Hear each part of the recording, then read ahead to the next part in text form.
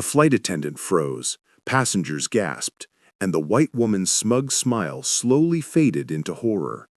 The black farmer she had mocked only minutes earlier now stood at the center of the cabin, speaking with a voice of authority so commanding, even the captain himself obeyed.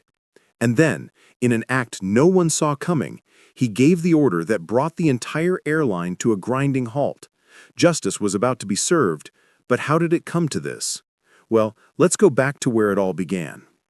And as you watch, don't forget to share your thoughts in the comments below, because this story will leave you questioning how far respect or disrespect can go.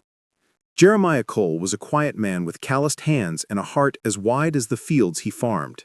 He wasn't flashy, he wasn't loud, and he certainly didn't look like someone with power. To strangers, he was just a farmer. But his life's work stretched far beyond his modest appearance. He grew cocoa, maize, and cassava on hundreds of acres, not just for himself, but for communities across the region. Unknown to many, Jeremiah was also the sole supplier of organic produce to one of the country's largest airlines, the very airline he was about to board that day. Jeremiah had just finished a long week at an agricultural summit, where he'd been invited to speak about sustainable farming. Tired but content, he checked into his flight home. For once, luck seemed to be on his side. He had been upgraded, a first-class seat as a courtesy for his partnership with the airline. But as he approached his seat, suitcase in hand, he found someone already sitting there. A sharply dressed white woman in her mid-40s, diamond earrings glinting under the cabin lights. She glanced up at him with irritation, as though his very presence offended her. Jeremiah spoke gently. "Excuse me, ma'am. I believe this is my seat." The woman scoffed. "This seat? First class? I don't think so. Maybe check back there." She waved dismissively toward economy, where families and students were still cramming bags into overhead bins. Jeremiah tried again, showing her the boarding pass. "See? 2A. This is my seat." Her laugh was sharp, cold. "Listen, I fly this airline all the time. People like you don't sit up here. Now go ask the flight attendant to find your real seat before you embarrass yourself further." Whispers began to spread across the cabin. Some passengers stared with quiet sympathy, others with indifference, and a few with judgment. The flight attendant arrived, flustered. "Sir, is there a problem?" The woman cut in quickly. "Yes! This man is confused. He must have wandered into first class by mistake. Can you please escort him back to his seat?" The attendant hesitated, glancing at Jeremiah's boarding pass. Her training told her the farmer was right, but her eyes darted nervously toward the well-dressed woman. In situations like this, pressure from loyal customers often tipped the balance. "Sir, perhaps there's been a mistake. Maybe if you wait a moment." Jeremiah's face tightened. He wasn't an aggressive man, but he knew when he was being treated as less. His dignity was being peeled away, layer by layer, in front of dozens of strangers. And the woman? She leaned back in his seat, smirking with satisfaction. Now here's where the story takes a turn.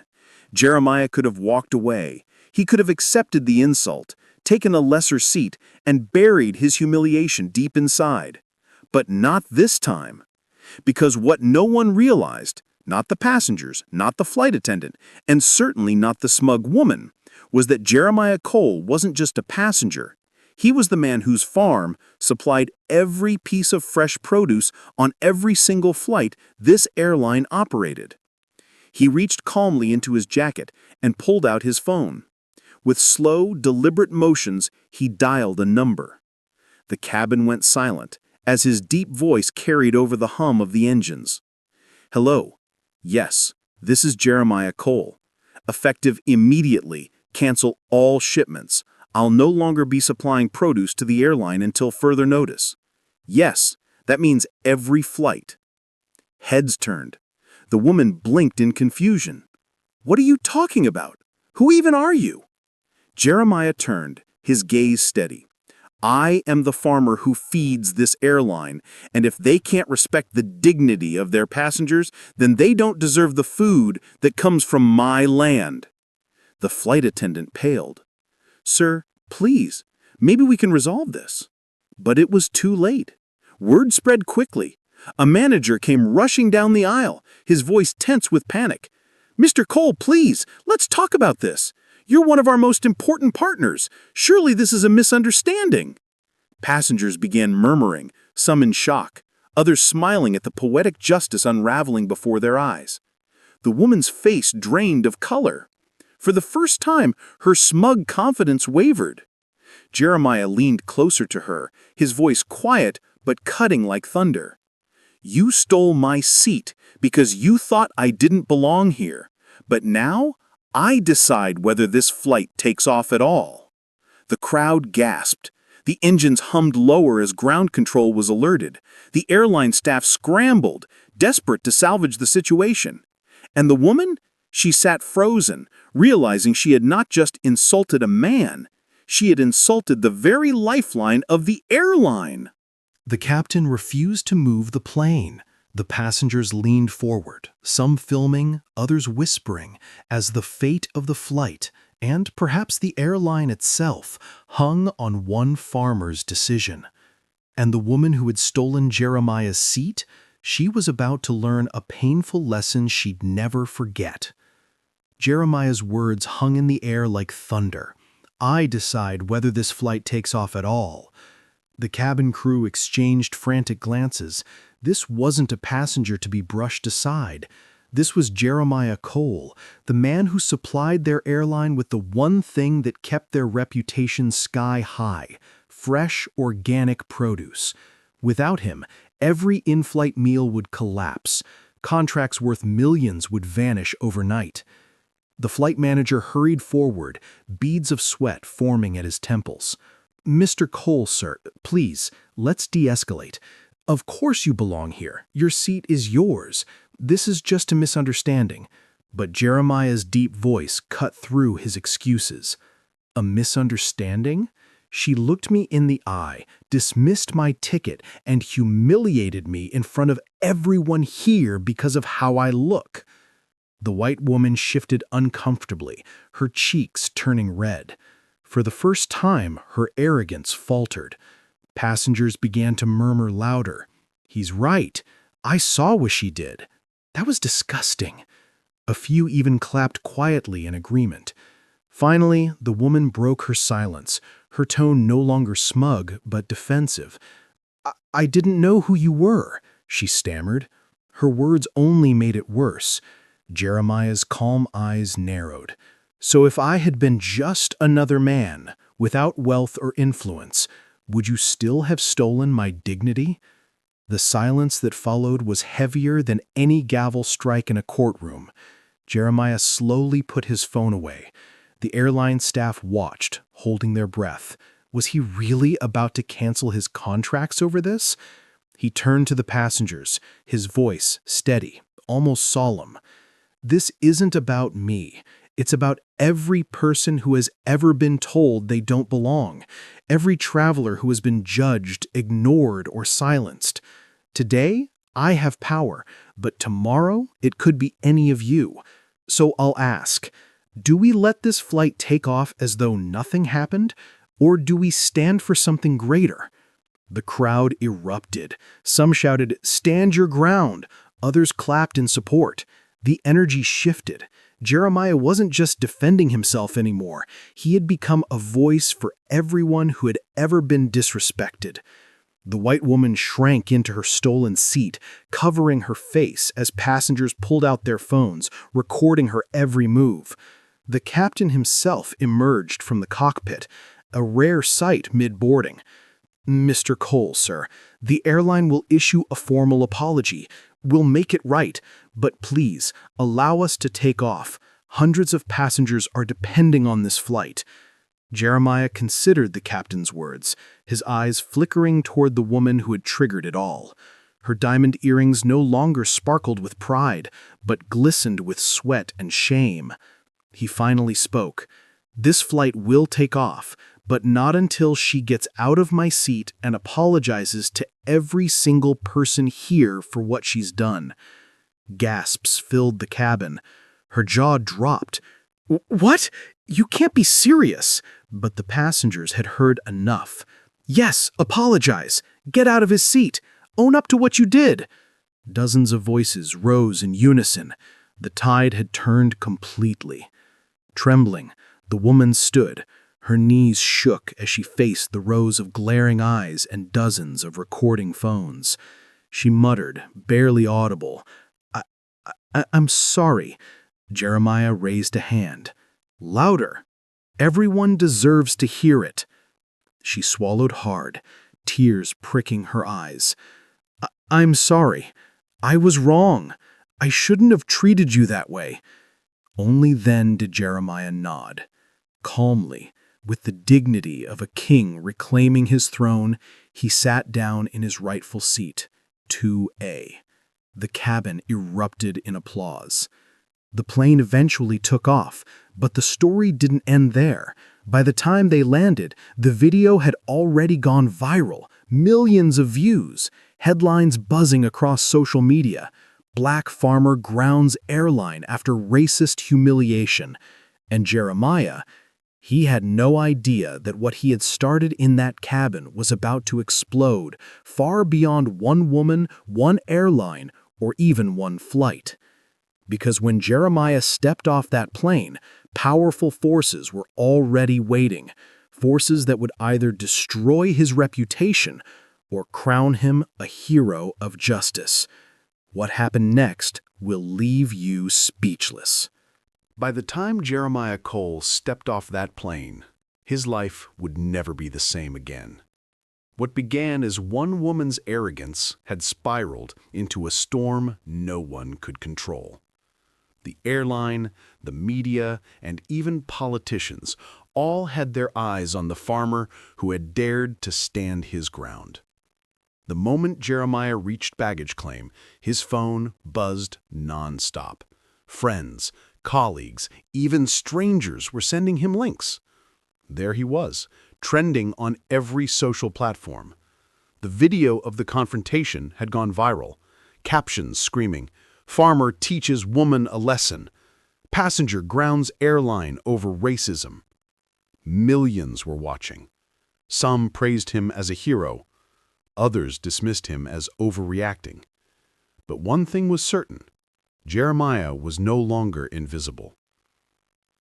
Inside the airline's headquarters, chaos erupted. Executives slammed conference tables demanding damage control. "Do you realize who he is?" one board member barked. "He supplies 70% of our produce. If he pulls out, our first-class catering collapses." Another muttered nervously, "This isn't just about food. The public's watching. If we mishandle this, we'll be crucified." The CEO finally growled, "Find him. Apologize. Pay him if we must, but for heaven's sake, keep him quiet." Meanwhile, the woman from the plane was facing her own reckoning. Her name and her face were now plastered across the internet. Strangers flooded her social media with comments, some angry, some mocking. Her arrogance on the plane had transformed into public humiliation. She called the airline demanding they protect her, but the airline had bigger problems. For once in her life, her privilege offered no shield. Back home, Jeremiah sat on his porch, staring out at the fields he had tended for decades. The land that fed thousands, the land that now gave him leverage over an airline. Reporters were camped outside his gate, microphones shoved toward him whenever he stepped out. "Mr. Cole, do you plan to cancel your contracts permanently? Are you suing the airline? Do you see yourself as an activist now?" But Jeremiah was a farmer, not a politician. He never wanted the spotlight. All he wanted was respect. And yet, a quiet voice inside whispered, "This isn't just about you. This is about every person who's been silenced." One evening, as Jeremiah prepared to shut his farmhouse door, a sleek black car pulled up. Out stepped a man in a crisp suit.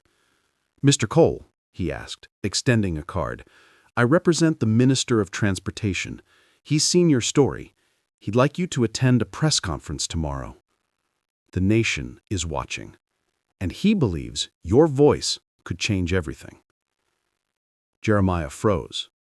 He was just a farmer. But now he was being asked to stand before the country. That night, Jeremiah couldn't sleep.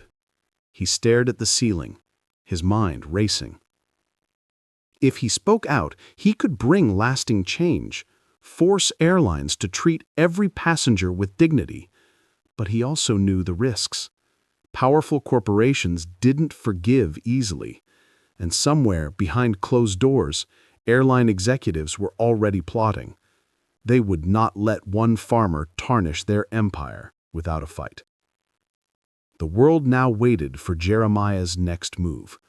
Would he use his voice to ignite change, or would the weight of powerful enemies crush him before he could even begin? In Part 4, the truth comes to light, and the showdown that follows will shake the nation. The press conference was packed. Reporters elbowed for space, cameras flashed, and the nation held its breath. Everyone waited for the black farmer whose quiet dignity had brought an airline to its knees. But no one was ready for what Jeremiah Cole was about to say. Jeremiah stood behind the podium, his rough farmer's hands gripping the edges.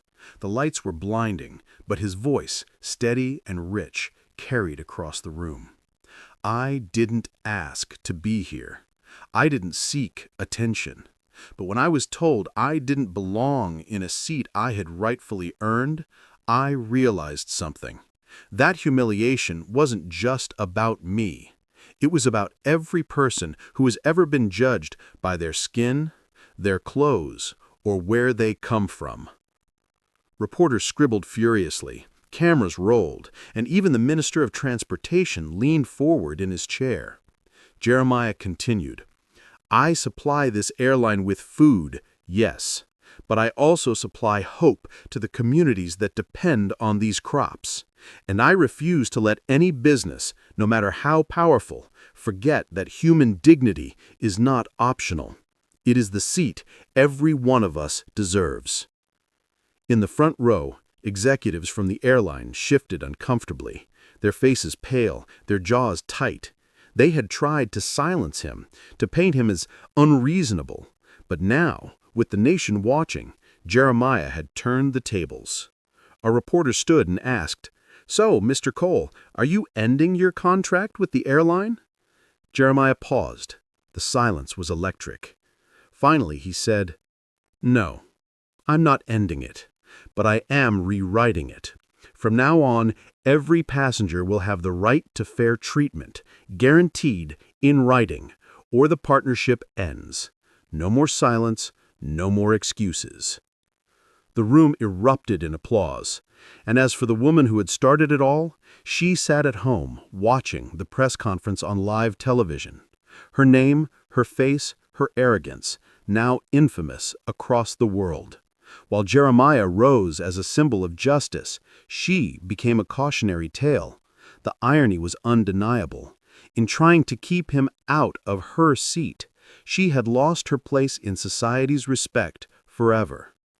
Jeremiah's speech spread across the nation, replayed on news outlets and shared endlessly online. People called him the farmer who grounded an airline. But to Jeremiah, the title didn't matter. What mattered was the lesson, because true power isn't about wealth or suits or titles, it's about dignity. And sometimes the quietest voice in the room is the one that shakes the world the hardest. But just as Jeremiah left the podium, surrounded by flashing cameras and cheering supporters, a journalist pushed through the crowd and shouted a question that froze him in his tracks. Mr. Cole, are you aware that the airline has already filed a lawsuit against you for breach of contract? Gasps filled the room. Jeremiah turned slowly, his jaw tightening, his calm eyes suddenly dark with storm. And just like that, the battle was far from over. Jeremiah had won the crowd, but now powerful forces were striking back in court. Would the farmer survive the weight of a corporate empire, or had the fight only just begun?